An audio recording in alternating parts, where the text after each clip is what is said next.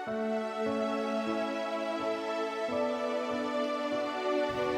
debosyon natin mula sa kasama ni Jesus ngayong araw ng Sabado, ika-12 ng Hulyo, ay pinamagatang buong pusong pagbibigay.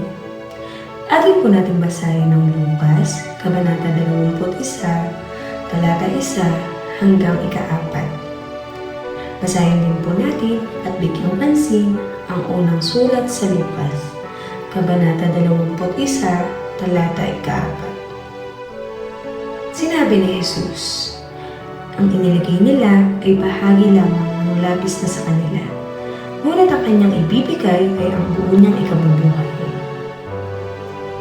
Napansin kong kailangan ng gitarista sa ilang grupo ng pag-aaral sa aming simbahan. Kung walang musika at kantahan, kulang ang sigla ng mga bata.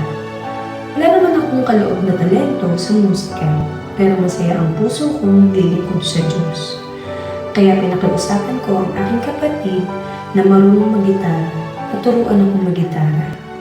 Kahit hindi masyadong mapag-unsay ang pag-gitara, ang aking presensya bilang gitarista ay nakakatulong sa mga batang umawit ng mas masigla sa Diyos.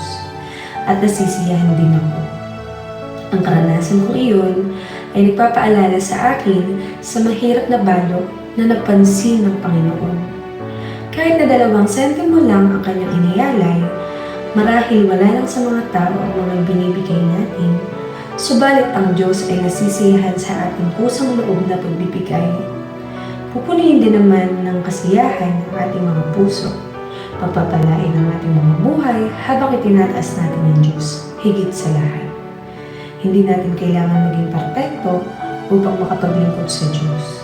Kaya tuwing tayo inaantig ng Espiritu Santo na ibahagi ang ating talento o kung ano mang meron tayo sa atin para sa gawain ng Diyos sa mundo, malaya tayong ialay ang mga ito sa Kanya. Ang pagnanais nating pasayahin ng Diyos ang pinakamahalaga.